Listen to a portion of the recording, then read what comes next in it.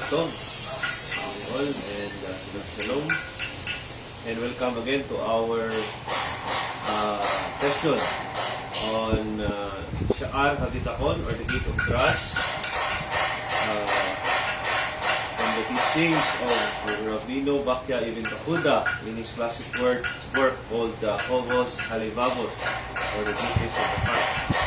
And this is explained to us by our teacher, Rabbi Michael Skovak, and to be presented to you by yours truly, Nagid of Binay Noah, Philippines, Noah Henningson. So we are now in session number 46 of chapter 4. But before that, gaya ng ating ginagawa, ating munang dedicate ang sekos or merit ng ating pag-aaral sa lahat ng may karamdaman na alam natin ang mga pangalan nila, ating isipin habang tayo ay nagsa-study ng ating aralin ngayong araw. And for ourselves, we always ask Hashem na bigyan tayo niya ng sapat na pangunawa upang madali nating intindihin ang ating pinag-aaralan, at ito ay madala natin sa araw-araw nating pamumuhay bilang mga tagasunod ng Torah. And we always dedicate our study also to the success of the Israel Defense Forces, for the idea and for the peace of Eretz Israel. So, Rabino Bakya has been going through 7 different areas in life. 7 aspeto ng buhay kung saan yung ating tiwala or bitakon applies, no? And the 6th area, yung pang-anim, that we have been discussing is about the reward for mitzvot that we do. Yung mga ginagawa natin na pagsunod sa mga kautusan ng ating may likha ng Hashem, i-discuss natin, no? Yung reward or yung gantimpala tungkol dito, no? And sinabi ng Rabino Bakya na ang gantimpala ay pwede ibigay dito sa mundong ito or sa susunod na mundo or parehos or both. However, after he mentions this concept about ulam haba or the world to come, Rabino Bakya made a long discussion of why Scripture doesn't clearly teach about the reward in the world to come. Kung makikita natin, maraming question mark sa ating sarili. Kung ano ba talaga yung reward sa ulam haba. So, Rabino Bakya ay nagbigay ng 7 particular na rason bakit hindi giklaro ng ating Tanakh or ng ating Torah ang tungkol sa ulam haba. Pero, papasalamat tayo dahil ang Hashem, sabi nga niya, sinabi rin niya sa Torah, in Deuteronomy, no? That He revealed the things that should be revealed through the children of Israel. Especially to Moshe Rabino. No? Doon niya binigay yung mga explanation na hindi natin kaagad maintindihan tungkol sa Torah. So, compared to other teachings, ang Torah ay may tinatawag na misura or the chain of transmission. No? So, yung mga alam ng mga rabbi natin ay hindi yun siya bigla lang nilang nalaman. Kung hindi, pinasa yun siya from Moses to Joshua to the elders down the line up to yung mga rabbis natin who are authority. We call them authority kasi they are given such recognition na yung sinasabi at tinuturo nila ay nandoon sa loob ng tinatawag na misura. Okay? So, yun, no? So, bakit daw hindi nilahad ng klaro yung ulam haba? So, may 7 rason which we discussed on the previous weeks. Number 1, the bliss of that world is beyond the comprehension of most human beings. Okay? So, 99%, no? Except Moses, no? During that time, ay hindi maintindihan talaga kung ano yung what we call this, ano yung pakiramdam kung ikaw ay wala na sa iyong katawan. Okay? So, kaya hindi siya masyadong pinalaliman yung explanation. Number 2, the existence of the afterlife was conveyed by the patriarchs and was accepted as truth even before the Torah was given. So before Moses, meron ng idea ang mga patriarchs ng Israel, Abraham, Isaac, and Jacob, tungkol sa afterlife. Kaya hindi na siya masyadong tinalakay kung ano yung malaliman pa na tungkol sa ulam haba. The promise of reward in this world is more inspirational to those beginning in the service of Hashem. Ibig sabihin, kailangan mong kunin yung kaalaman na yun sa pag-aaral ng Torah through our teachers. Okay? Kasi kung i-explain yan doon ng talagang mas malaliman, so magkakaiba-iba yung mga pagkakaintindi. Kasi hindi lahat ng tao ay may ganung high level of understanding. Okay? So, number 4, the goodness of the world to come is not earned through performing mitzvot, but is granted as a kindness of Hashem. This is quite an important thing to remember. Na yung reward pala na binibigay sa ulam haba is hindi lang yon kung gumawa ka ng, akala mo gumawa ka ng mga mitzvots, automatic na kagad yun may reward. Our rabbi states that we should not think like that way. Because all reward is a result of kindness and favor from Hashem. Okay? Meaning to say, pabor na siya na ginahatag. That is not automatic na pag gumawa ka ng mitzvot, you expect agad na mayroong reward. That is not how it should be. Okay? But, again, in-explain ng mga rabbis natin na yung ating bitakon, ibulagay natin doon sa pag-iisip na bibigyan ako ng pabor ng Hashem kasi ako ay loyal at obedient sa Kanya. Ako ay sumusunod at ako ay tapat sa Kanya. So that is how you place your bitakon. But do not think or do not believe in yourself na kaagad na gumawa ka, automatic may return kaagad yun.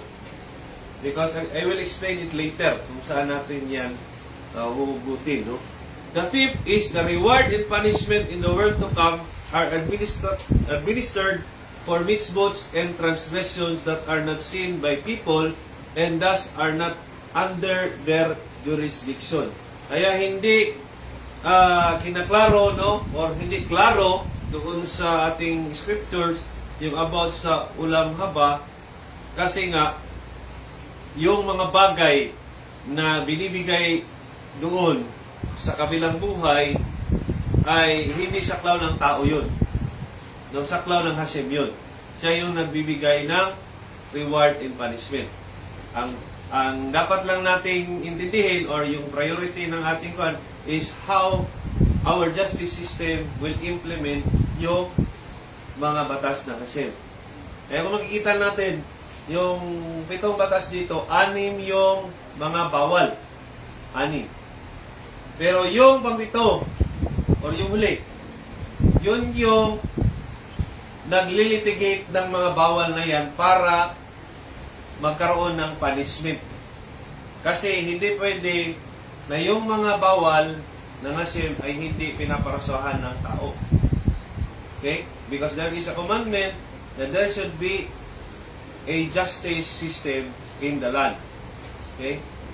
Kasi nga, mas mahirap kung doon ka na magsasuffer sa afterlife. Okay? So, we have another time to tackle those things, no? About why is it much better to suffer in this world kaysa doon sa kabilang buhay. Okay? That is in line why we have to establish a court system in this world. Okay? Hindi man siya perfecto, pero at least na-i-implement. The only thing that hindi na-implement ng court natin sa Pilipinas is about idolatry. Okay? Of course, blasphemy also, hindi masyadong bad. But murder, adultery, nagkakaroon naman tayo ng paglilitis tungkol dyan. Okay? So, pag sinabing binayno court talaga, kasali na yung idolatry and blasphemy. Because number one dyan, yung sa idolatry is naki-question nyo yung pagre-rebelde sa Hashem. Yung when you say, imbis na doon ka sumamba sa Kanya, doon sumamba sa iba. So, pag nakita ka doon na gano'n, you will be punished accordingly. Okay? In this world. So, the last is yung pang-pito, no? Marami kasing pito dito, no? So, the root of reward in the world to come, namely being close to Hashem and basking in His glory, is mentioned in the Torah. So, it is unnecessary for the Torah to delve into further detail. Okay? So, ayaw kasi ng Hashem, no? Na bumubuo tayo ng sarili-sarili nating pag-iintindi. It should come from those people that He provided with knowledge. Yun yung importanteng bagay na ating na-realize, no, when we entered into under the Torah's teaching. Kasi before, when we were belonging sa Christian faith, no? Kung ano yung pagbasa natin sa Bible, then automatically nagkakaroon agad tayo ng sarili nating pagkakaintindi. Ngayon, there is a system. May sistema ng pag-aaral. Okay? It should come from a higher authority, then down to the people who are supposed to listen. Okay? So, yun yung pito, no? So, to summarize, no? Hindi naman masyadong pan ito. Kasi kung talagang bibigyan natin ng malalimang analyze, no? So, we'll go this way and go that way. Marami siyang avenues of pan. The bottom line there is that hindi masyadong tinalakay yung ulam haba kasi hindi kaya ng utak ng tao na intindihin yung ulam haba. Hindi nga ma-imagine ng tao yung kanyang sarili na wala siyang katawan. Okay? How would you imagine that you have no more body? Can you imagine yourself, wala kang katawan? How it feels? How do you do? How do you move? Okay. Eventually, when you go out from your body, you will know about this thing. Kasi kung alam na natin lahat, no, alam na natin lahat, then we will not move in a manner that we exercise our free will. Binigyan kasi tayo ng Hashem ng tinatawag na free will para meron tayong potential na gumawa ng tama at saka gumawa ng sama. Paano kanya sasalain kung alam mo na yung mga bagay na still purposely hidden? May purpose yun. Bakit tinago yun? Okay? Kaya if you really see it, no? Ang daming tao sa mundo during the time of Moses. Pero si Moses lang yung tinawag along with the millions of people. Kasi gustong idaan ng commander natin sa taas yung kanyang mensahe sa kanyang next na finalidad. So we operate on that kind of system of learning. Okay? So, that was the previous lesson, no? So today, we will return to our main topic about the rewards for the mitzvot that we do. Okay? So, yung reward ng ginagawa natin para sa ating mga commandments, no? Especially our Shiva mitzvot ginagawa. So, Rabino Bakya teaches that for someone who believe in Hashem, there is an obligation to trust that He will reward those who are deserving and punish those who need to be punished. That is in principle number 11 of the 13 principles of faith. And what is that? Believe in divine reward and retribution. So as a follower of the Torah, we should be able to put it in our hearts, no? Yung 13 principles of faith. Otherwise, maliligaw din tayo, no? Kasi yun yung foundation ng ating belief. Okay? That is codified by the Rambam or Maimonides, no? Rabbi Moshe ben Maimon of the Supreme. So, we see in Genesis 15, o Bereshit, no? Hashem says to Abraham, your reward will be very great. Okay? And in verse 5, sinabi niya, gaze to the heavens and count the stars. So shall your offspring be. So kung sa kadaghan ang star, mao po na ang bituon, mao po na ang gidaghanon sa imuhang mga angkan. No? And verse 6, Abraham trusted in God and he see this as righteousness.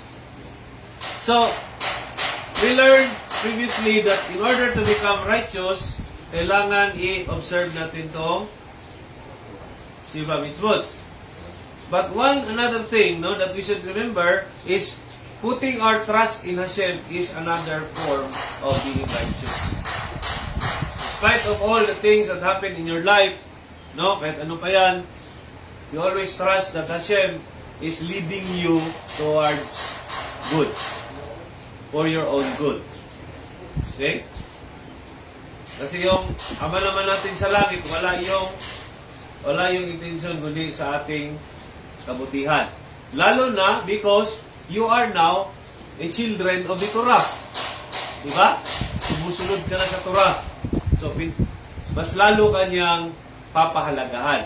Sabi ko nga kanina, we are fortunate kasi una tayong ginising na natin. So, there is a purpose in that. So, in Psalm 27, verse 13, sabi ni King David, no? Had I not trust in the goodness of Hashem in the land of the living. Okay, so, true life actually is not in this world. Bakit? We will not experience life totally here. May ending ang buhay dito. So, hindi talaga ito yung totoong mundo. This is not the true world. Hindi ito yung totoong mundo. Ang totoong mundo ay walang oras, no? Walang oras. Hindi tayo gumagalaw base sa oras. Kasi when we say eternal, wala yan siyang katapusan. Okay? So that is what King David meant, no? According to our rabbis, no? That the land of the living is referred to the true life, which is the Olam Haba. So, this Genesis 15 and Psalm 27 are discussing one of the references ng reward of yung Olam Haba. Example ito doon sa mga naunang mga tao, no? In the person of Abraham and King David. However, we should not make the mistake of thinking that the reward will be earned by doing mitzvot. No? Again, i-emphasize yan siya na wag ka magkamali na isipin na gumawa ako ng sidaka ngayon, automatically may reward ako mamaya. Hindi ganun. Okay? Hindi ganun. Do not expect na babayaran ka ng Hashem dahil ginawa mo kasi malaki pa yung utang mo kay Hashem. Okay? bilangin mo yung dapat mong suklian sa ginawa niya sa iyo, kukulangin yung buhay mo. Yun yung tinuturo sa atin ng ating mga guro, na hindi mo dapat isipin na pag may ginawa ka, no, kailangan bayaran ka kagad ng Hashem. Okay? Instead, you believe or you put your trust that Hashem will favor you, will give you a gift kasi ikaw ay sumusunod sa kagustuhan niya. Yun yung mindset dito siya, no? It's a matter of how you frame your mind. It's your kavana, no? Your intention of how you put your trust. Because all the while we are discussing about trust, no? Itong chapter ng Sha'ar HaBitachon is talking about trust and how we put our trust, because we know now that Hashem said to Abraham in Genesis 15 na yung paglagay pala ng trust natin kay Hashem is already a form of righteousness. Okay? So, the giving of reward by Hashem is based on the kindness or His kindness and is given to those He favors. Paano ka man magiging malapit, no? Pag sinabing bibigyan kita ng pabor, meaning malapit ka sa akin. So, paano maging malapit sa Hashem? Yun yung ginagawa natin. We want to establish a relationship with our Creator and no other else. Okay? So other people, they talk to a man, no? They ask the person or whatever they wish. Pero tayo ay gusto talaga natin direkta to our Creator. Because He is the source of all things. According to Psalm 145, anong sabi doon? He is near to those who call upon Him, to those who call upon Him sincerely. So, walang question yun. Hindi natin kailangan ng tagapagpamagitan. Okay? So, to continue, we must realize, yung sinabi ko kanina, that we were able to do mitzvot. In fact, yung pagbigay mo ng tzedakah, ikaw ba gumawa ng pera? Sa'yo ba yung pera? Kay Hashem yun. So yung mga materialis pa lang na ginamit mo sa paggawa mo ng mitzvot, is kay Hashem yun. Tapos sabihin mo kay Hashem, bigyan mo ako, bayaran mo ako, kasi nagbigay ako doon sa isa. So, yun yung tinuturo sa atin, na hindi dapat ganon yung paglagay natin ng trust natin sa Hashem. Instead, we should believe that Hashem will favor us kasi nag-establish tayo ng closeness sa Kanya. Okay? So we should always think on how much we owe Hashem in our lives. Sabi ko kanina, no? He is not expecting us to repay Him. Hindi mo naman talaga kaya bayaran ang Hashem. Okay? But as children, we are expected to show gratitude. Yung mga anak natin, for example, are we requiring them to pay us for our taking care of them? Ano bang hinihingi natin sa kanila? Anong ina-expect natin rather? Respect. Okay? Gratitude. Yung pinapasalamatan ka, ma, pa, salamat kayo sa pag-alaga din sa ako. Okay? So, yun. Grabing kabayaran yun, di ba? Kung sa call pa. Walang value yun. Kasi walang value yung hindi mo kaya bayaran ng pera yung ginagawa ng Hashem sa iyo. Hindi mo kaya bayaran ng mga mitzvot. Di ba? Sabi pa nga, paano mo nagawa yung mitzvot kung hindi ka tinulungan ng Hashem or inalaw ng Hashem na makagawa ka nun? Yung pagtayo mo pa lang sa umaga, kung hindi ka inalaw ng Hashem, binigyan ka ng sakit. Oh. So, makagawa ka ba ng mitzvot? Nandito ka ngayon because Hashem allowed you to be here. Okay? So, we are expected to show gratitude sa Kanya, and our attitude, our mindset should not be to expect reward for obedience. Yung para mga bata ba, ma, nang-limpyo ko sa kuwan, ma, o ang ako ang reward, ha? Diba? O, diba? So, kapag ganun yung isip mo, then that is not what is expected of us. Kasi meron kasing mirroring yan eh. Mirroring ba? Kaya nga kung nakikita natin on the Ten Commandments, the Aseret developed, no? The fifth commandment is Kivod Diem. Diba? Nandun siya nabilong sa 5 kasama nung about relationship of man to God. Kasi yung dapat nating ma-explain din sa mga hindi pa gumising, no? Hindi pa nagkagising sa katotohanan ng Torah, is that our God, the God of Israel, Hashem, our Creator, blessed be His name, no?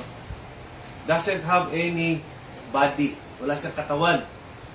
You see that in our principles of faith, di ba? Saan natin nakikita yan? Number 3, no? Wala siyang katawan. Kaya, yung katauhan ng mga parents natin, no? Those are reflection of His being parent to us also. Now, we are not commanded to obey our parents, but honor our parents. Kasi there are parents who also give orders that are not legal as far as the eyes of the Torah is concerned. But to honor, no? Not to curse, not to dishonor. Okay? So, there is a mirroring, no? Kasi yung hindi talaga natin nakikita yung ating shed, no? Kaya we see the features ng pagiging parent niya doon sa mga parent din natin. Okay? What He expects of us and how we feel as parents also, yun. Okay? It is programmed sa atin. Okay? So,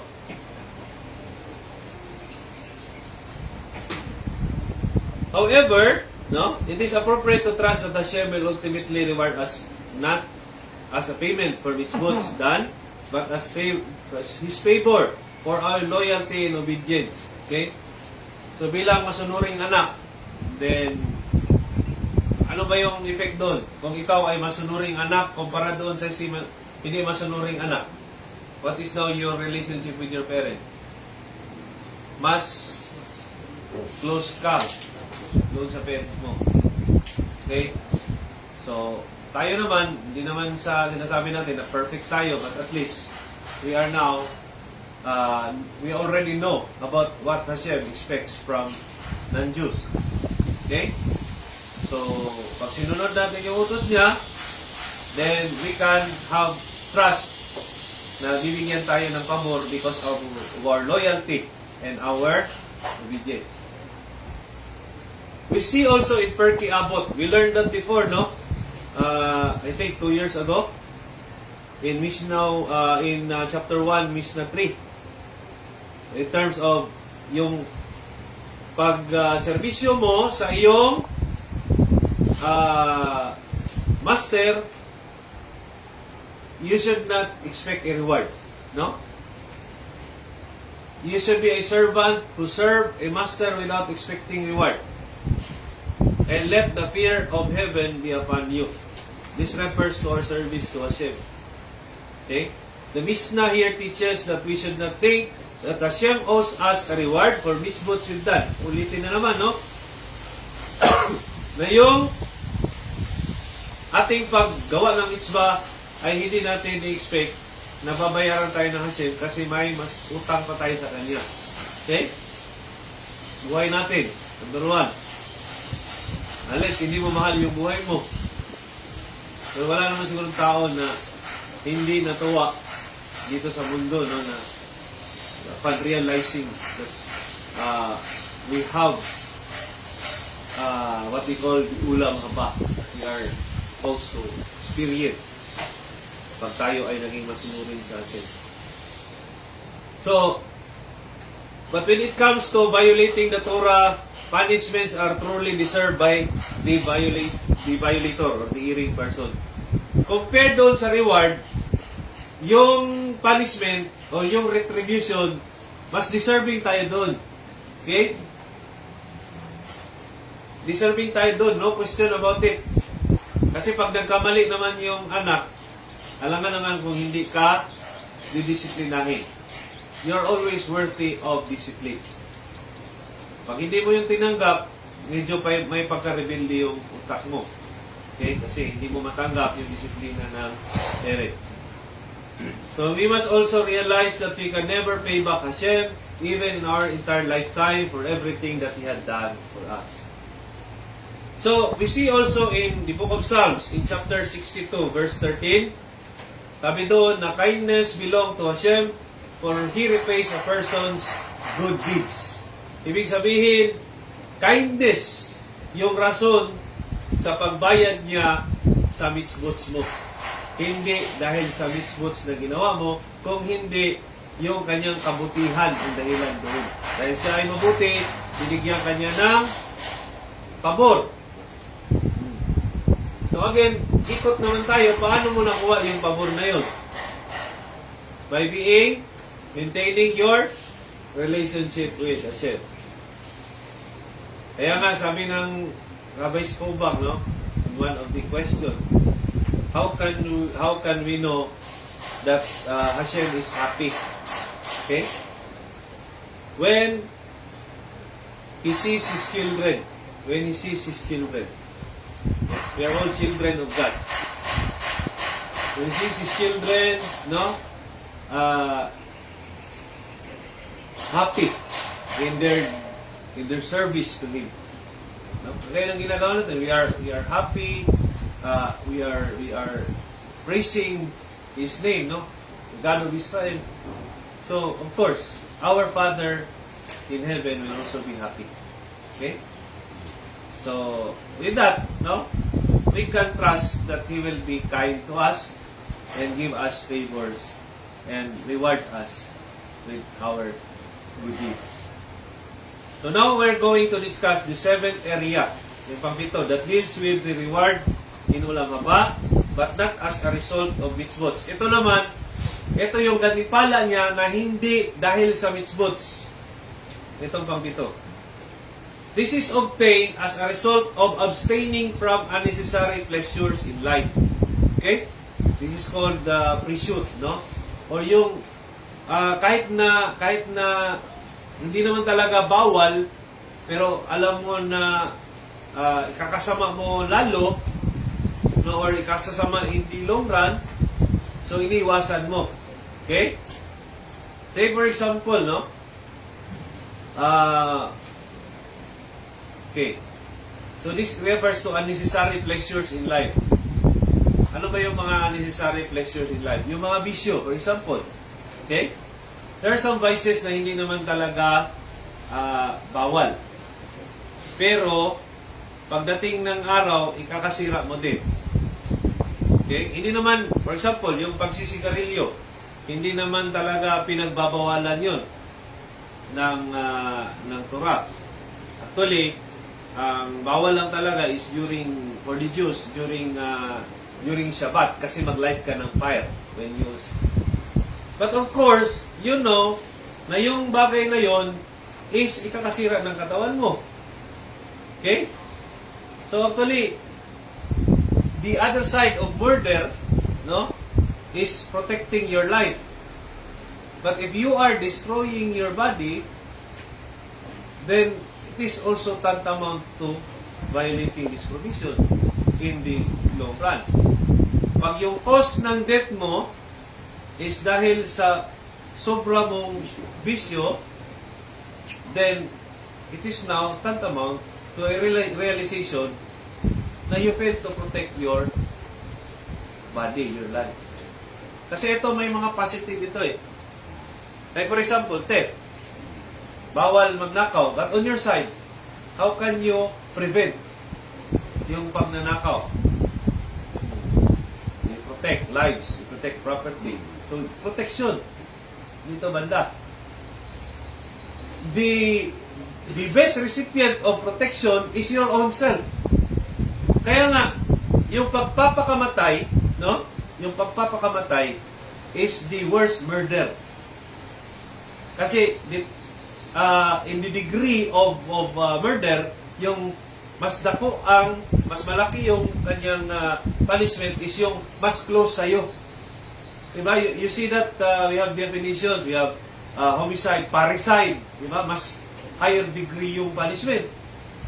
How much more kung sarili mo na, very close to you, pinatay mo. Okay? So, that remains our no? Unnecessary pleasures kasi yun. Necessary pleasures is like eating. You need to eat. You have to make pleasure, especially during days wherein we commemorate the goodness of Hashem. We eat. We take pleasure from food. But we do not really eat unnecessarily. Kasi nagiging unnecessary pleasure na yun siya. Okay?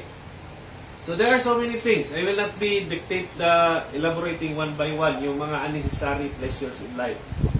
So this type of reward refers to the person who really aspires to be pious, not only righteous but pious. They devoid themselves from materialistic things. Pious people engage in things that are godly and avoid those who are caught up in the superficiality of this world. Okay? So, imagine mo itong tao na ganito, he is walking, thinking or putting in mind that he is a soul. At ayaw niya madumihan yung soul. Okay? This is another thing. What is hidden? No?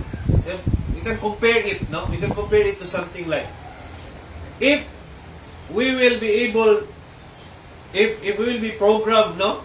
Na makikita natin yung soul natin na nadudumihan kada gawa natin ng kasalanan, we'll stop doing sins. Imagine na lang, naglalakad ka sa isang maputik na lugar at saka nakaputi ka ng damit. Okay? Lalakad ka pa ba doon sa lugar na yun? See that? So, ganun din. But Hashem hides that on us. Okay? That's why there are things that are hidden. And dahan-dahan natin yung ma-acquire as we go along, we learn Torah from our teachers. Step by step kasi yun. Hindi pwede i-shortcut din yun. Okay? We have that 4 levels of learning. Okay? Or understanding. We call that pardes or the orchard, no? Actually, abbreviation yun siya ng Peshat, Remesh, Darash, and Sod. So, tayo ngayon, we are in the level of the Peshat and the Remesh. Sometimes we touch in the Darash, but less frequent doon sa Sod. Kasi kailangan talaga natin ng different level of purity when it comes to that. We are it's like preparing a very special food tapos ilagay mo sa isang hindi pure na lalagyan. Okay? So we have to make ourselves ready for that, no? And our rabbis really discourage us to learn on ourselves. It has to be taught by qualified teachers. So, pious people, they can't stand in the same room with materialistic people. Yung bitawang nag-uusap yung tapos pinag-uusapan nila saan sila pupunta na naman ng kung ano namang bibilhin nilang bago. So, have you experienced those things? So, a pious person cannot stand in that room. Why? Kasi nasa ibang level na siya. He is on the level of his soul. Mas parang i-reject na yun yung mga idea ba? He is thinking always, what can I do more for my soul?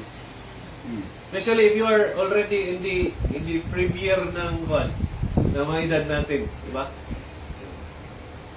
Kasi kung nasa edad ka na, medyo nasa edad mo, tapos iniisipan mo pa kung ano pa yung magandang bibilhin na kung anong bagay, so, tapos yung soul mo masyadong malnourished, diba? So we have to check on that also. We have to put priority to our soul, what our soul needs, in order to prepare ourselves for ulang pa. And once a person live like this, a pious person, he should have trust that Hashem will reward. Basta ko ang tsansa nga, basta ko ang iyahang paglaog nga, siya maka-receive of reward. Tungod kay, naanatan ng ilibing to na nasa iyahay. Oh. Isa kapalatandaan diya, when you are inside a room, then you hear people discussing, matrap pa gani ka sa ilahang mga discussion, so meaning to say you are still on that lesser level of spiritual maturity. Okay? But if you are not attracted because you believe, mas may importante pa akong mas bigyan ng halaga kaysa yung pinag-uusapan nito. You are now on the higher level of maturity in terms of your soul.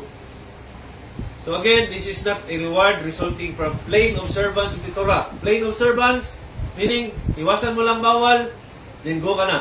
That is, you are just on the level of a righteous person. But in terms of a pious person, you tend to do beyond what is the letter of the law. What is beyond? Like murder. What is beyond murder? The protection of life. Okay? O, sabi lang doon, huwag ka lang pumatay. Okay. Check. Diba? Huwag ka lang check.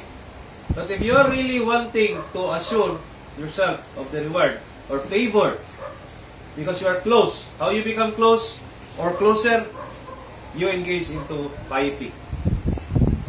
Okay? Abstinence doon sa mga bagay na pwede namang, hindi naman bawal, pero later on, makakasama din sa sarili. Okay? So, there are people who observe the mitzvot but they do not abstain from unnecessary materialistic pleasures in the world. Unnecessary. So, alam natin yung unnecessary. Kasi sometimes we need also to relax, no? We need also to unwind. So, those are necessary. Pero anything that is sobra, that is already unnecessary. Okay? So, this level is not obligatory, but pious people can trust that Hashem will favor them because of their great love to Hashem. And lastly, this is last part na binigay sa atin ng Rabbi Skubak, no? From the Talmud, in Tractate Sutta 22b. Some act like Zimri and expecting a reward like Pinkas. We see this too in the book of Numbers in chapter 25. Zimri is a prince, no, from the tribe of Simeon, and he was the one who publicly fornicated with a woman, no? Okay? Then si Pinkas naman yung was the one who is responsible of killing those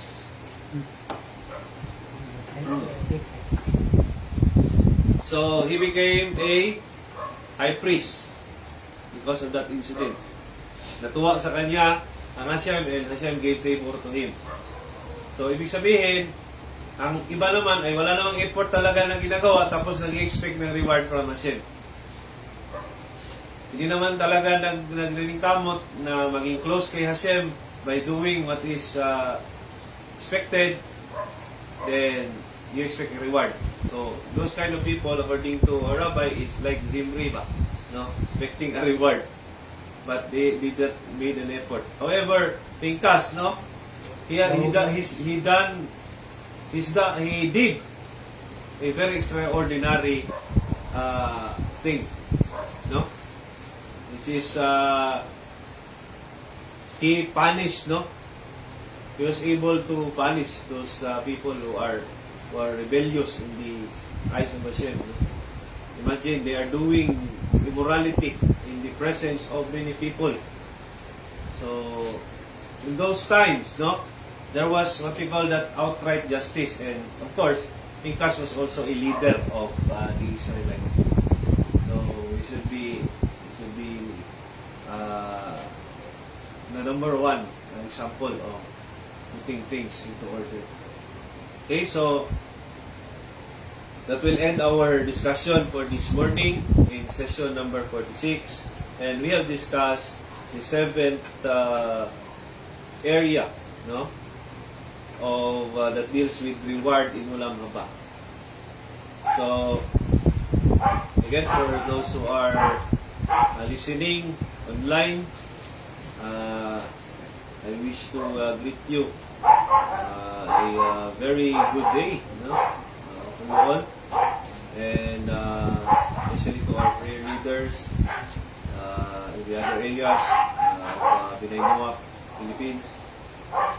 You and your family and your whole community should be blessed, should have a stable Parnasa, and should have shalom in all of your days. And if you have some questions, for those who are listening also, you can always chat on our message box.